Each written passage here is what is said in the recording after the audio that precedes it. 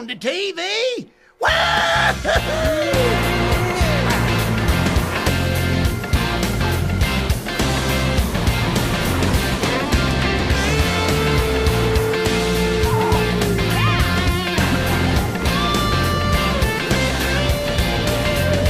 THQ takes the wheel and adapts Pixar's newest animated powerhouse, Cars, into a video game.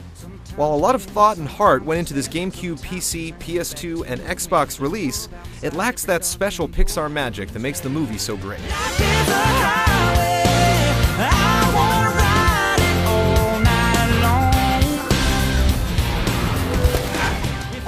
Life could be a dream, life could be a dream. The game picks up after the movie ends. As Lightning McQueen, you have to get ready for another Piston Cup season. All the characters and most of the voice actors make appearances, such as Owen Wilson, Paul Newman, Bonnie Hunt, Michael Keaton, Larry the Cable Guy, Cheech Marin, and more. A lot of the jokes fall a little flat, however. You're missing a tooth. I am? No, I didn't have no teeth there before. Leaving you hoping the movie doesn't do the same. The story is also basic and easily forgettable. There are a few surprises, but they're more jarring than satisfying. For example, a gang of pimped-out cars robs Lightning's friend Mac. When this happens, the game randomly puts you in control of these enemy vehicles and requires you to pull off the heist. This is fun, but it feels misdirected when moments later, you're Lightning again, and you have to retrieve the stolen items that you just helped steal. Hey, it wasn't our idea! It also seems random to have a conversation with one car when he or she challenges you to a race, and then 3 more show up out of nowhere to participate. Granted, racing one car might be less fun, but it's weird to suddenly be racing against the laid-back VW hippie bus Fillmore. Whoa, deep. Well, if you ever plan to motor west, THQ took a leap of faith and made Cars a free-roaming, open-world environment like GTA or Spider-Man 2. This adds a nice touch of originality and shows that they put some serious thought into making Cars unique, unlike most of the average stage-driven movie games. Come on, you gas-guzzling sissies! As Lightning, you can cruise around Radiator Springs and the rest of Ornament Valley, finding mini-games and race challenges to earn you trophies so that you can compete in several Piston Cup races. I am speed. The mini-games are a nice break from the straight-up racing and a chance to control different cars. You can go tractor tipping as Mater, or tire hunting as Luigi, and catch speeders as the Sheriff, to name a few.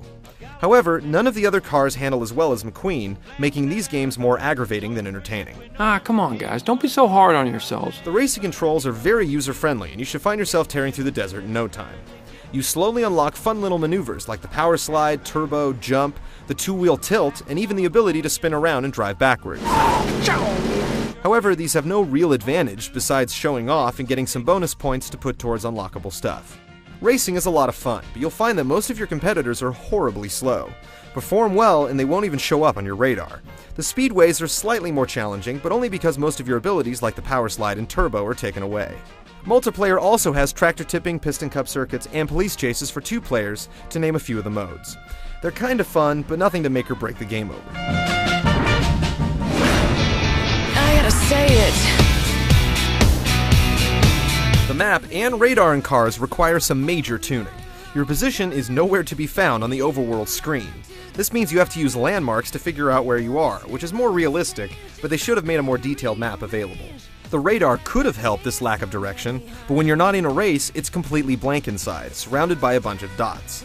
Without the map on the radar, it's extremely hard to find your way around the curvy mountains of Tailfin Falls, or actually stay on the barely visible roads in the open desert. You still remember how to handle yourself on dirt? The graphics are acceptable, but if you just saw the movie, it'll leave you longing for the 360 version that will hopefully look more like the film.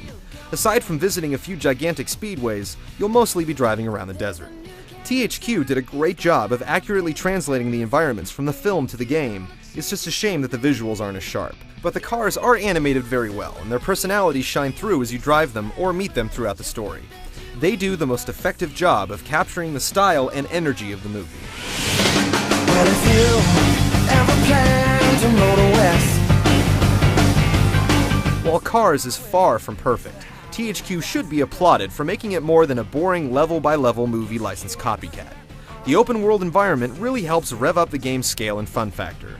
If you're a fan of the movie, you can probably overlook the game's flaws and sit back and enjoy the ride. Get your kicks on Route 66.